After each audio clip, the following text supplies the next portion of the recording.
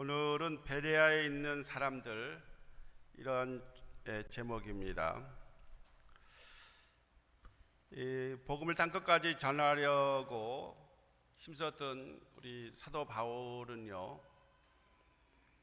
그 복음 전파의 사신으로서 1, 2, 3차 선교 여행과 로마 여행을 했죠. 어떤 분은 또 땅끝까지 서바나까지 갔다 이렇게 얘기도 하지만은 오늘 우리가 읽은 성경 본문은 사도 바울이 2차 선교 여행, 전도 여행 때 베레아에서 있었던 얘기를 말씀하고 있습니다.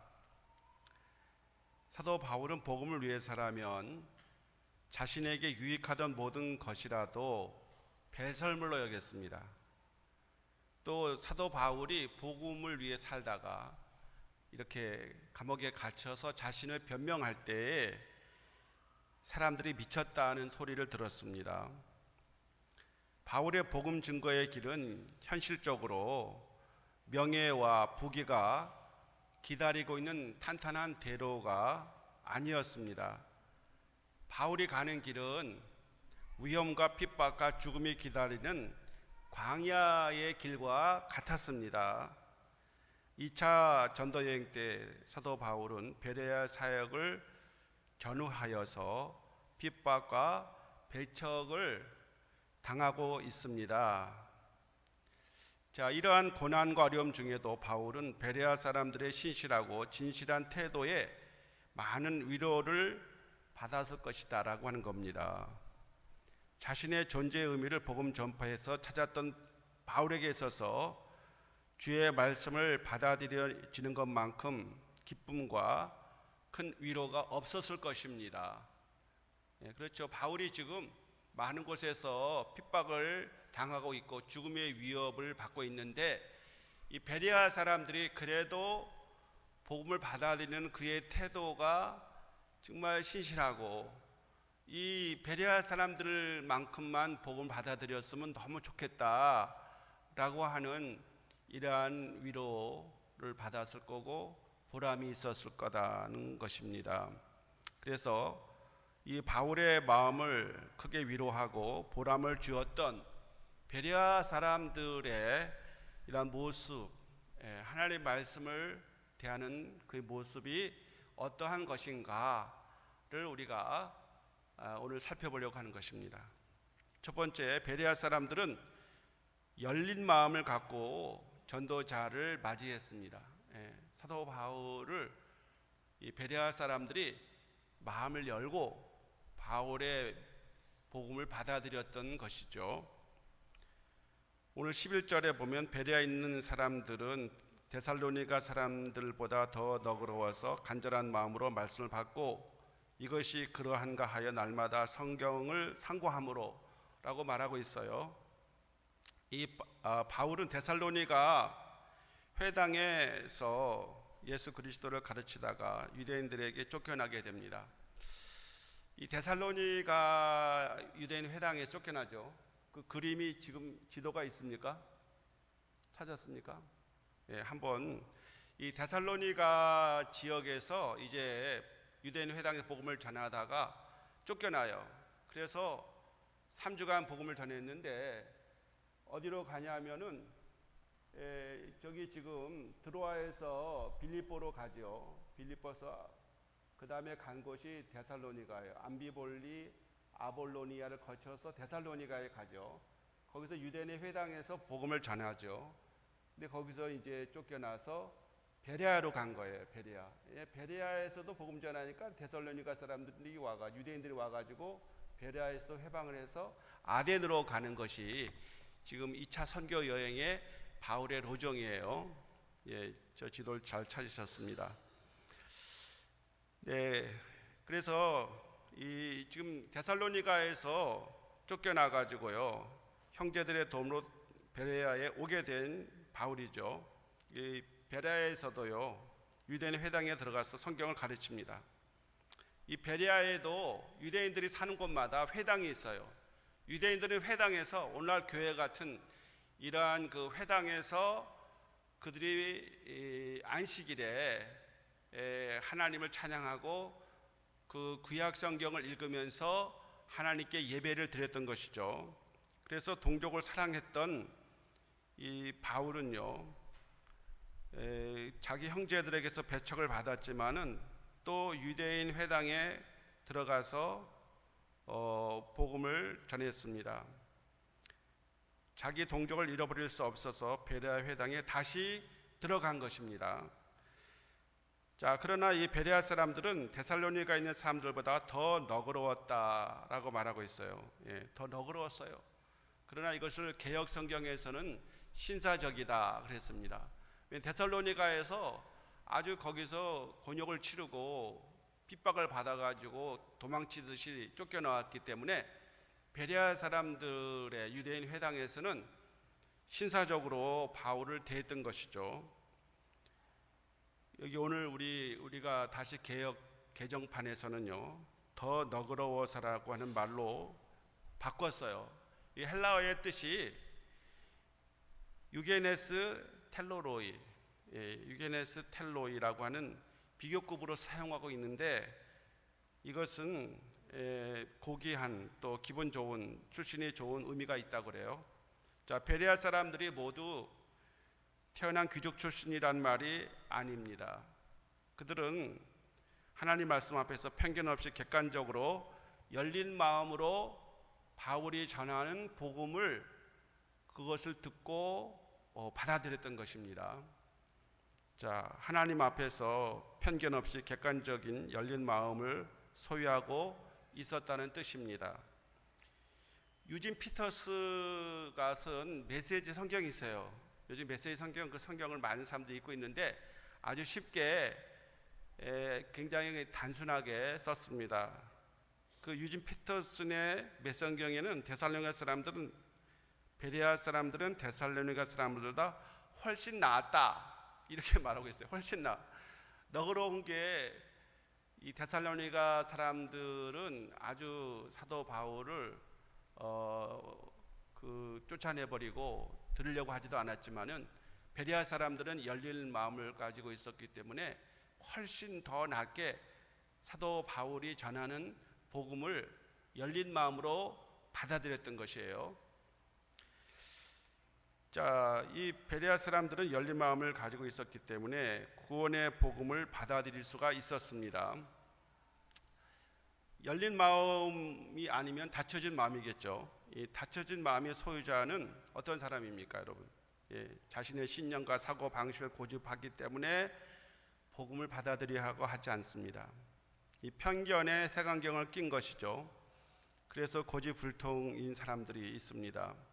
자, 이런 사람들은 진리의 말씀을 전해도 받아들이질 않아요.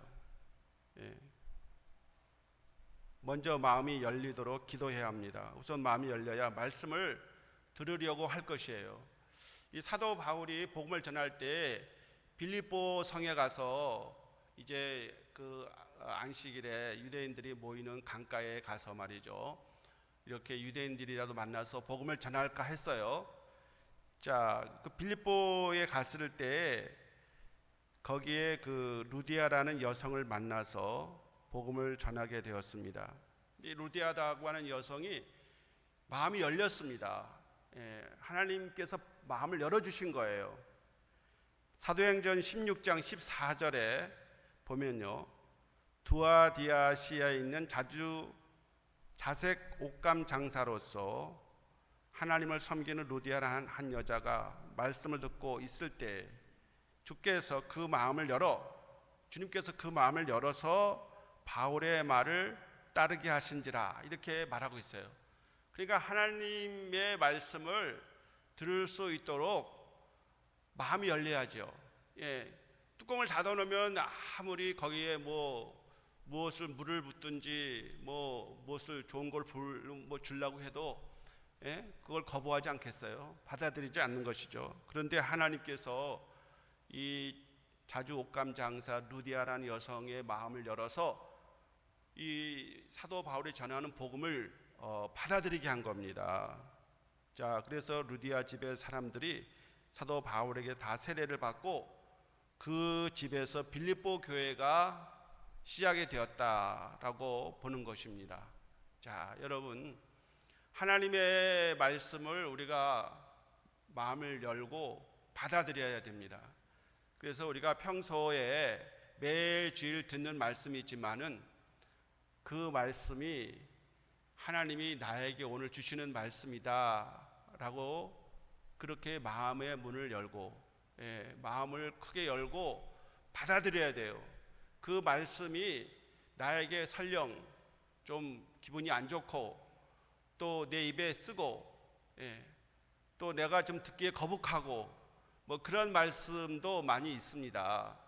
그리할지라도 하나님의 말씀일 때는 마음을 열고 누가 전하든지 하나님의 말씀을 우리가 받아들여야 합니다. 그러면 그것이 우리의 삶에 들어와서 하나님이 우리를 변화시키고 새롭게 하고 구원하는 진리와 생명의 말씀이 되는 것입니다. 이 베레아 사람들이 지금 마음을 열고 너그럽게 사도 바울이 전하는 말을 받아들였어요. 이 얼마나 사도 바울이 참 감사했겠습니까? 우리 사랑하는 성도들도 항상 마음을 열고 주님이 주시는 말씀 잘 받아들일 수 있기를 소망합니다. 두 번째, 이 베레아 사람들은 간절한 마음으로 말씀을 받았습니다. 간절한 마음이 있어야 되는 것입니다. 이 간절한 마음의 헬라어는 파세스 프로디미아스, 파세스 프로디미아스라고 하는 이 헬라어에서 왔는데 이 말은 열심히 자진해서 준비된의 뜻입니다. 이 유진 피터슨의 배성경에서는 알기 쉽게 이렇게 말해요. 그곳의 유대인들은 바울이 전하는 소식을 열정적으로 받아들였다. 열정적으로 받아들이는 것이죠. 간절한 마음은 열정적인 마음을 말하는 것입니다. 이 베레아 사람들은 간절한 마음으로 말씀을 받았는데 그것은 열심을 의미하는 거예요.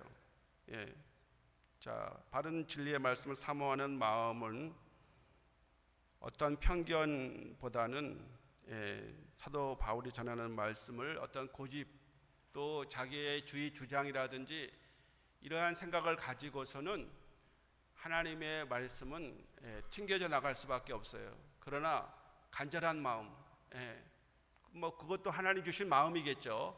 열정적인 마음으로 하나님의 말씀을 받아들여야 합니다. 사도 바울이 전하는 말을 베레아에 있는 사람들은 열심을 다해서 열정적인 그런 마음, 사모하는 마음으로 받아들였던 것입니다.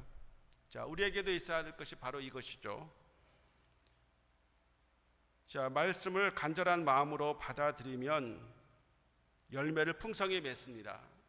성령으로 말미암아 열심히 우리가 받아들일 때 열매를 9가지 성령의 열매도 맺어지고 또 회개에 합당한 열매도 맺어지고 또 의의 열매, 찬양, 입술의 열매 등 많은 열매가 맺어질 텐데 누가복음 8장 15절에서 열매 맺는 것에 대해서 분명히 말했어요.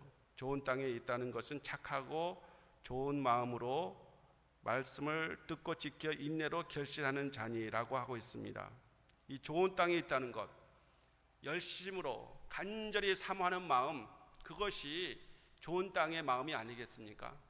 좋은 땅, 이렇게 씨앗이 땅에 깊숙이 잘 박혀야죠. 그리고 이제 그것에 어떠한 물이라든지 공기에 의해서 발화가 되고 열매가 맺어지는 겁니다. 이 가을에 열매 맺는 우리 성도들의 삶이 되기를 축복합니다. 지난 주간에 우리 지금 김창수 집사님 또 최민석 권사님 멀리 교회에서 한 10분 거리 이상 살고 계시는데 새벽에 나오셨어요. 하루 종일 그 한의사 일 하시면 얼마나 피곤하고 힘들겠어요. 그래도 나와서 구역 찬양하고 남성교회 또 찬양도 이렇게 여전도의 찬양도 이렇게 하셨는데 정말 제가 티베 새벽 기도회 해본 역사 이래로 우리 성도들이 그렇게 많이 나와서 새벽 기도 들은 적이 없어요. 26명까지 나왔어요. 보통 때는 10명도 안 나오는데 개근하신 분이 17명, 한 가정은 아침에 다 나오시더라고요. 전 가정의 식구들이 다 나왔어요. 이렇게 열매를 맺도록 하나님 말씀을 사모하고 받아들이니 이 가을에 어떠한 열매를 맺어질까 참으로 기대가 되었습니다, 여러분. 예. 우리가 하나님께서 우리가 기대할 때 뭔가 하나님이 우리에게 풍성히 열매 맺도록 해주지 않겠습니까? 예. 아무런 기대가 없는데 하늘에서 이렇게 뭐가 뚝 떨어지겠어요? 그런 건 아니잖아요. 우리 하나님께서 우리가 기도하고 말씀대로 살아갈 때에 기대해 한 것이 말씀으로 말미암아 기대했던 그것이 현실적으로 열매로 나타나는 것입니다. 매일 성경 구절을 제 집사람 아내가 사모가 150명의 사람들 새벽녘에 보낸다고 그래요. 그래서 저도 받고 많은 사람들은 안 받고 계실 겁니다. 근데 제가 어제 그런 얘기를 들었어요. 어떤 80세가 넘은 그 여성도님이 그 메시지가 오면은 핸드폰으로 받으면 아들을 불러가지고 그 아들에게 이 말씀을 좀 읽어달라 이렇게 말한다는 거예요. 물론 날이 연세가 있으니까 눈이 좀 어두워서 안 보이겠죠. 그래서 그 아들이 어머니를 위해서 그 핸드폰으로 온 성경 말씀을 큰 소리로 읽어드린다는 거예요. 예. 잘못 읽으면 또 한 번 더 읽겠죠.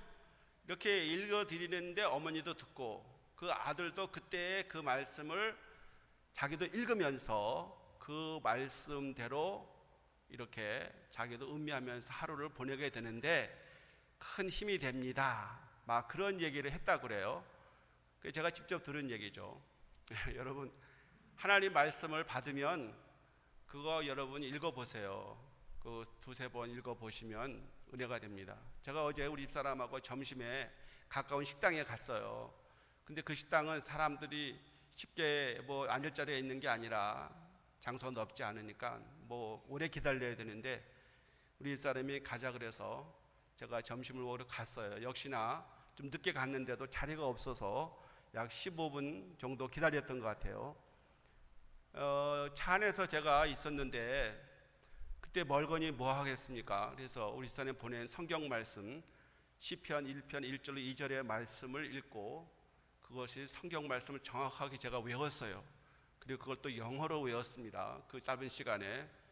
자, 여러분 제가 그 시편의 말씀 너무 잘 알고 있어요. 근데 그 시편의 그 말씀이요, 제가 그래도 대충 한 것 같아요. 근데 그 15분 동안에 아주 정확히 외웠어요.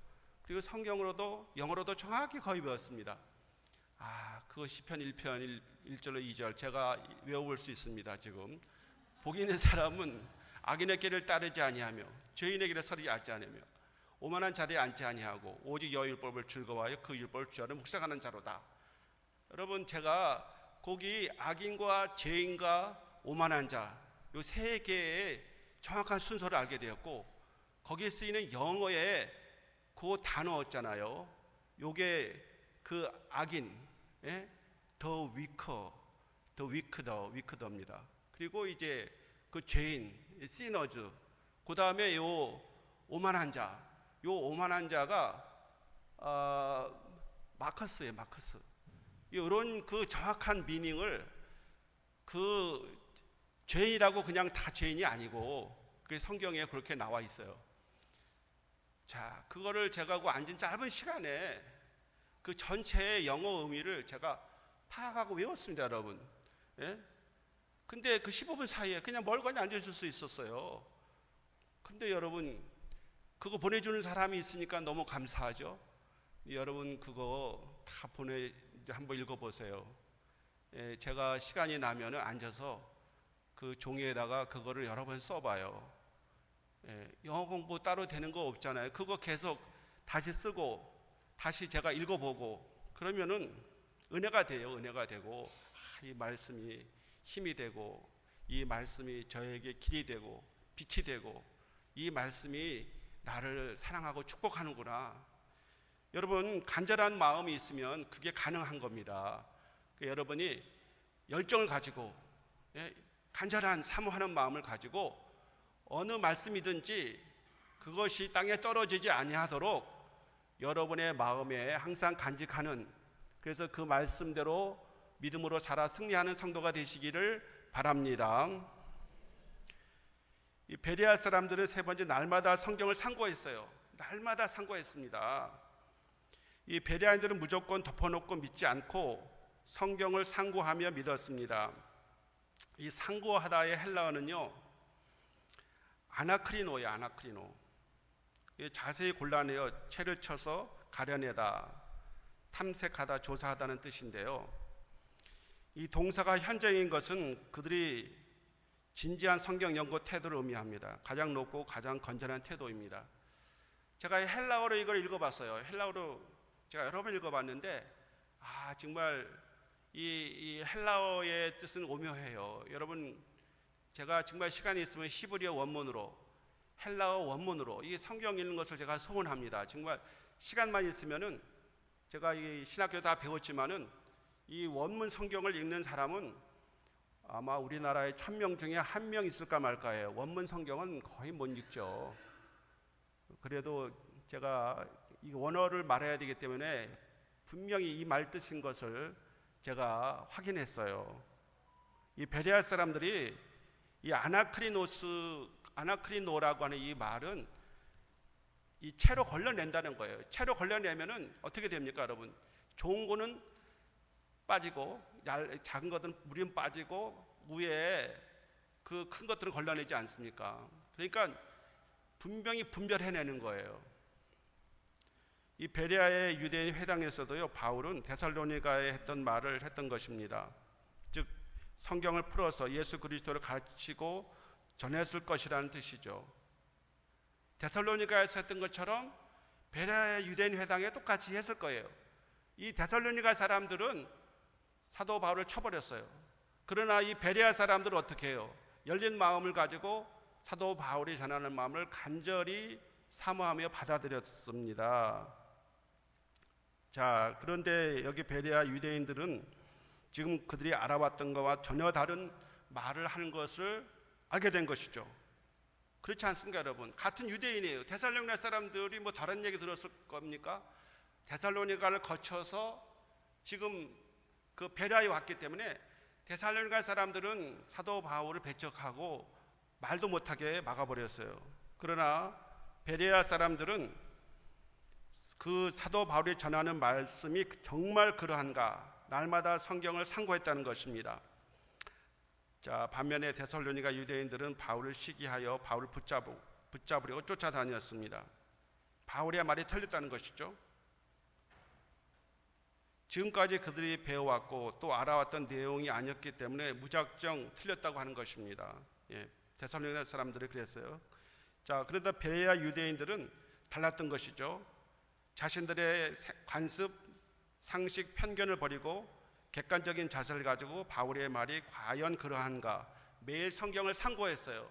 자, 매일 성경을 읽고 그 말씀이 정말 하나님 말씀인가, 그러한가를 그들이 면밀히 살펴봤다는 거예요. 사도 바울이 전하는 것은 뭐 몇 시간 안 됐을 거예요. 그러나 집에 가서 날마다 성경을 상고했어요.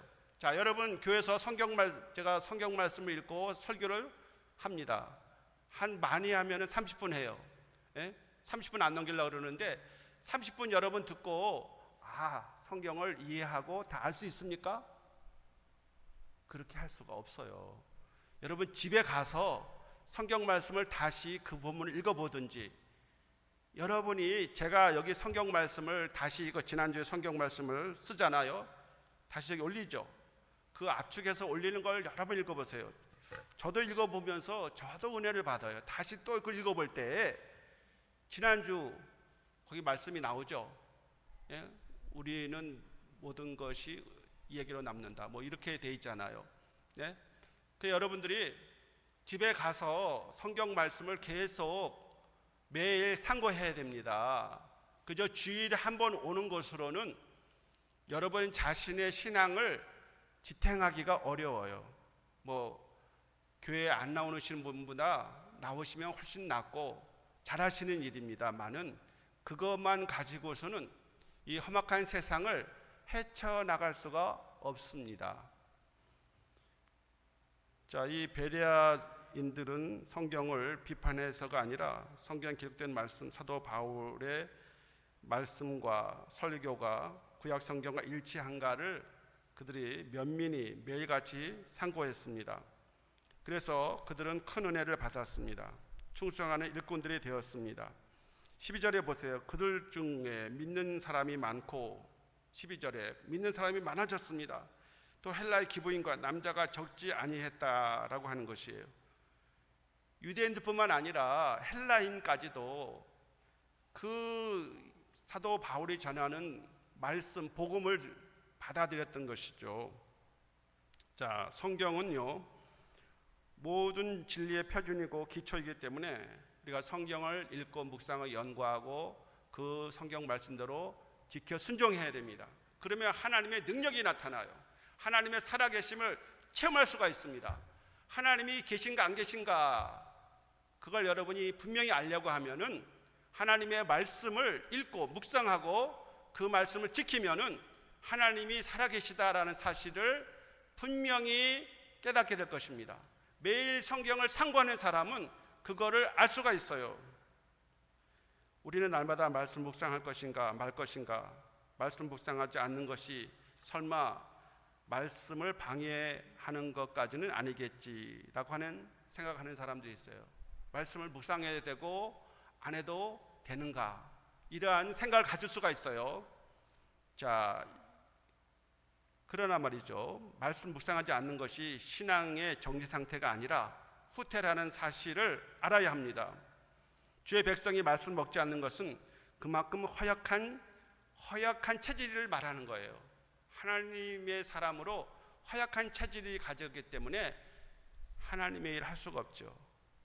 말씀으로 우리의 삶을 채우지 않으면, 심령을 채우지 않으면 다른 것으로 채우기 마련입니다. 세상의 재미에 푹 빠져 시간 가는 줄도 모르고 살거나, 세상의 고사한 취미를 자랑하게 되거나, 세상의 전문 지식으로 높임을 받기 위한 이러한 욕망으로 들끓게 되기 때문에 그만큼 주님과 멀어지는 것이죠. 스스로에게 복음의 방해자가 되어 주님과 천리 말리 떨어지는 것입니다. 매일 성경을 상고하지 않으면 주님의 일에 방해꾼이 되는 거예요. 여러분, 하나님의 뜻을 모르니까 어떻게 하겠어요? 주님과는 멀어지고 주의 일 하는 사람을 자꾸만 방해하는 거예요. 자, 주님 그런 사람을 가만히 놔두겠습니까? 그러나 매일같이 말씀 묵상한 사람이 있을 때 그는 하나님의 선하신 뜻을 이룰 것입니다. 그런 사람 중에 한 사람이 있는데, 실제로 그런 사람 중에 더글라스 메가더라는 사령관이 있어요. 이분이 우리나라가 유교가 벌어졌을 때 그 미국에서 유엔군을 만들어 가지고 1950년 7월 7일 우리 한국 전쟁 총사령관으로 임명이 됐습니다. 근데 이 메가더는 어떤 사람인지 아세요? 메가더가 훌륭한 것은요, 그의 전술 전략이 훌륭한 게 아니라 그가 한 말이 너무나 그를 메가더 사령관, 그 메가더가 되게 한 거예요. 매일, 실제로 나는 아무 피곤해도 성경 읽지 않고 밤을 보내거나 잠을 잔 적이 없다. 성경을 읽지 않고는 아무리 피곤해도 잠을 잔 적이 없다는 거예요. 이분이 인천 상륙 작전을 많은 사람들이 불가능하다고 그랬어요. 만류했습니다. 인천에 조속 간만의 차가 너무 심하고, 그리고 그 시간 2시간밖에 안 걸리기 때문에 빨리 전쟁을 수행하지 않으면 이 전쟁을 패한다는 거예요. 많은 사람이 만류했지만 메가더가 1956년 9월 15일에 이 작전을 성공적으로 수행했기 때문에 전쟁을 역전시킨 것입니다. 우리 한국에 오늘 이만큼의 평화를 위해 기여한 사람은 메가더 사령관입니다. 그분이 매일같이 성경을 상고했어요. 여러분, 자, 여러분이 매일같이 성경을 상고하면 어떤 일이 벌어지겠습니까? 예? 여러분의 인생에 하나님이 함께 하시고, 여러분을 통해서 하나님이 역사하시고, 여러분이 하시는 그 모든 일에 하나님이 도와주시고 그 일이 이루어지도록 하나님께서 배후에서 이끌어 주실 겁니다. 할렐루야. 하나님의 말씀을 여러분 베레아인들과 같이 신사적으로 그 열린 마음으로 받아들여야 하고, 간절히 사모해야 되고, 그리고 무엇보다도 매일같이 상고해서 하나님 말씀대로 살아 하나님이 기쁨이 되고 또 우리의 인생의 삶에 승리하는 역사가 있기를 간절히 소망합니다. 하나님 아버지 감사합니다. 오늘도 우리에게 이 베레아 사람들처럼 우리가 더 너그러워서 하나님 말씀을 열린 마음으로 받아들이게 하시고 그 말씀이 정말 우리에게 간절히 사모하는 열정적으로 그 말씀을 붙잡게 하시고 뿐만 아니라 매일같이 성경 말씀을 상고하는, 그래서 말씀에 우리 안에서 녹아들어서 그 말씀이 우리 안에 이루어짐으로 하나님이 영광 받으시고 내 삶의 은혜와 사랑이 정말 승리하는 삶이 되어줄 수 있도록 축복하여 주시옵소서. 예수 그리스도의 이름으로 기도하옵나이다. 아멘.